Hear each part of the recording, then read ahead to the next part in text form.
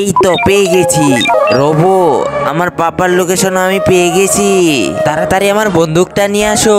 বাচ্চারা বন্দুক চালায় না। ওকে, এই বাচ্চা তাড়াতাড়ি বল তোর বাপ কই।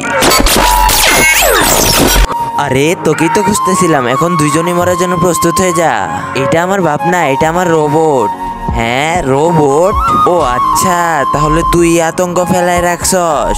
আমার বসের সব আদমিকে তুই মেরে দিয়েছস। মরার আগে তোর বাপের ঠিকানাটা আমাকে দিয়ে যা। আমার বাপের ঠিকানা তোকে কখনো দিব না। তাহলে মরার জন্য তোরা তৈরি হয়ে যা।